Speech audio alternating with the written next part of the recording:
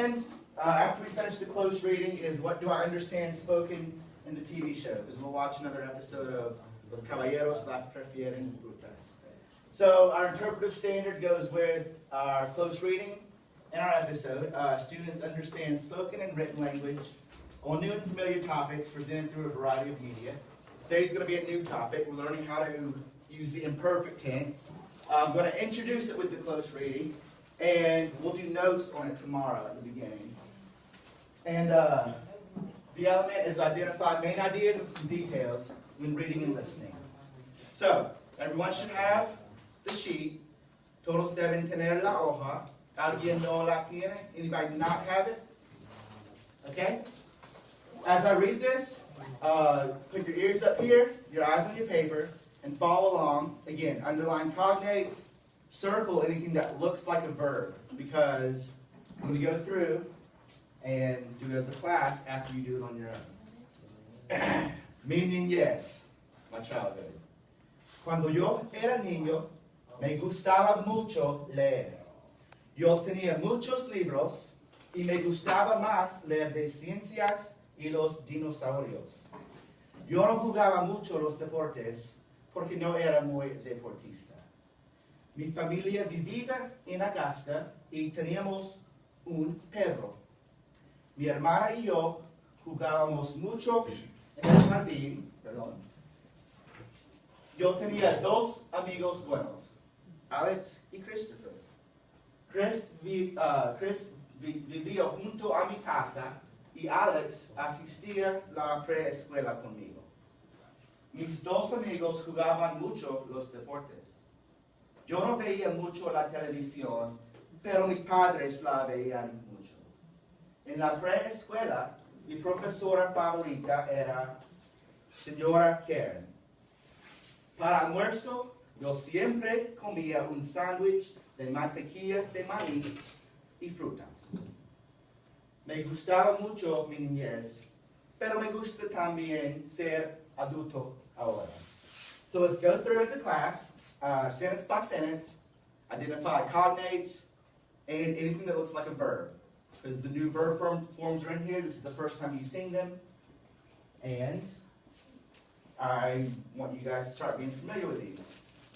Okay, first sentence. Cuando. We know what cuando means. That's cuanto. That's when. Cuando. When.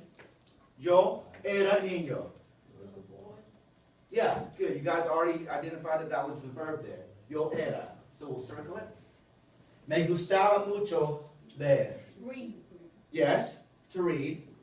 But what do you think the verb is in this sentence? I used to like to read, precisamente. But what's the verb here? What's the thing that's pleasing to me? I thought Gustaba.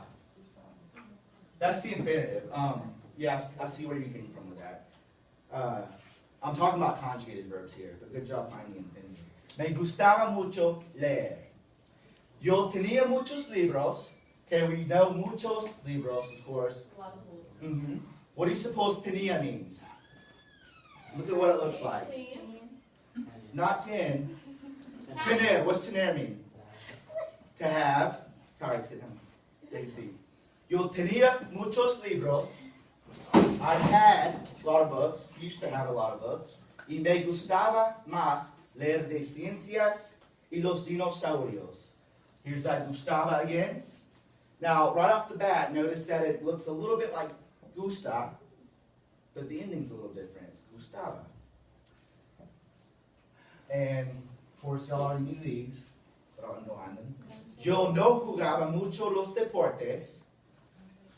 What does jugar mean? To play. So I did not play much deportes, sports, porque no era muy deportista. Remember what deportista means? Sports-minded, athletic. Sort of a cognate. And my marker's running out here. No era muy deportista. Here's that era again. Verb. Mi familia vivía in Augusta. my family live in Augusta. Okay, yep. Notice the ending for this is IA. This is an IR verb. The ending for this is an IA because it's an ER verb. Y teníamos un perro. Okay, our almost ending tells us who? We. Teníamos. And then notice it's a slightly different form. It's not just tenamos, it's teníamos un perro. We had a dog. Mi hermana y yo jugábamos mucho en el jardín. My sister and I used to play, or played. We can translate it both ways in English. Mucho en el jardín. Okay, this is a new word, and I put it in there on purpose. What's it look like? A little bit like in English. Not Jordan. Garden. But it's actually their word for yard. Mucho en el jardín. So this is sort of a semi-false cognate. It really means yard. Yo tenía dos amigos buenos. Here's our verb again. Yo tenía, I had, or used to have, two good friends. Then there's their name. Chris vivía junto a mi casa.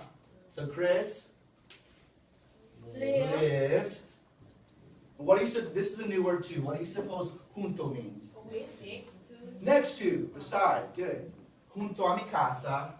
I'll put a star there since that's resonated. Y Alex asistía la preescuela conmigo. This is of course the cognate. Pre-K, yeah, pre-K, preschool. Pre-K, preschool. Alex attended. He attended or went to la preescuela conmigo. Conmigo, with me. Mis dos amigos jugaban mucho los deportes. They what? They played sports a lot. If it was, they loved to play sports, it would be les gustaban jugar. But you're pretty close. Jugaban mucho los deportes. Now let's pause here for a second. Notice the ending. It's ABAN for dos amigos. Two people, they are doing the action. Look back at the other verbs we've circled. Notice they either end in an A or an amos. That's the we form. Now when it's I'm doing the action, or I used to do the action, excuse me, it would end in IA or ABA, depending on whether it's ER verb, IR verb, or AR. And this also is the third person ending. But again, we'll take more detailed notes on this, and you'll have all the forms. Have any of you guys noticed anything irregular so far? There's one irregular we've seen. Oh, no. Which one?